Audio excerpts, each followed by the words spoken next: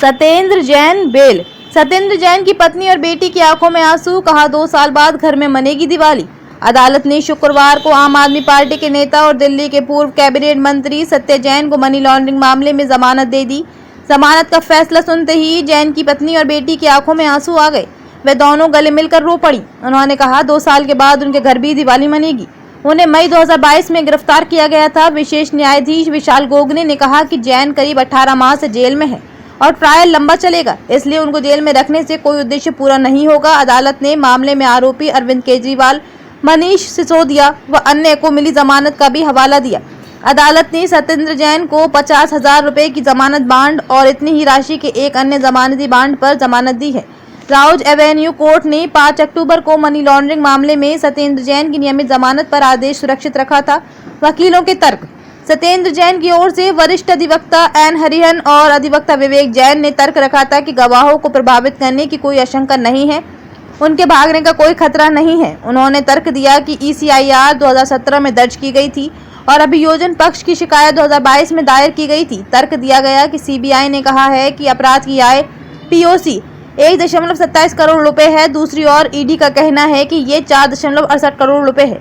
उन्होंने कहा कि ED केवल उस हिस्से की जांच कर सकते हैं जिसे CBI अपराध की आय अनुसूचित अपराध कहती है। चूंकि ED के पास ऐसा करने का अधिकार नहीं है, इसलिए उन्हें आपके विचार CBI को वापस भेज दिए हैं। अब वे कह रहे हैं कि हम इस पर फिर से विचार करेंगे। आरोपी के वकील ने तर्क दिया कि देरी के आधार पर जमानत मांगी जा रही है। ED पिछले 5 सालों से उसकी जांच कर रही है। आरोपी अभी तय नहीं हुए हैं। इस मामले में आगे की जांच लंबित है, ये चल रही है। उन्होंने कहा कि मनीष सिसोदिया 17 महीने तक हिरासत में रही और उन्हें जमानत मिल गई, कि कविता को 5 महीने में जमानत मिल गई। सत्येंद्र जैन 18 महीने से अधिक समय से हिरासत में है। 108 गवाह, 5000 पन्नों की दस्तावेज हैं।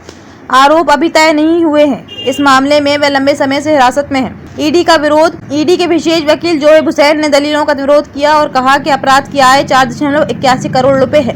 उन्होंने देरी पर दलीलें दी और कहा कि 2 सह आरोपी व्यक्तियों ने कथित तौर पर केवल मुख्य आरोपी की सहायता की।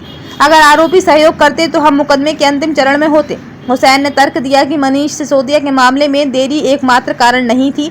मुकदमे में देरी, लंबी अवधि तक कारावास। सिसोदिया की ओर से कोई देरी नहीं हुई, यही अंतर है। कोई व्यक्ति स्थगन की मांग नहीं कर सकता और कह सकता है कि मुकदमे में देरी हुई। जवाबी दलीलों में वरिष्ठ अधिवक्ता हरिहरन ने कहा कि ED को ये भी पता नहीं है कि अपराध की आय क्या है। दोनों एजेंसियां अलग अलग मात्रा का हवाला दे रही हैं। क्या अनुच्छेद 21 सत्येंद्र जैन और सिसोदिया के लिए अलग है? क्या केवल उच्च न्यायालय ही अनुच्छेद 21 पर विचार करेंगे? अगर आपको हमारी वीडियो पसंद आई हो तो हमारे वीडियो को लाइक करें, शेयर करें और हमारे चैनल धुरंधर टाइम्स को सब्सक्राइब करना ना भूलें।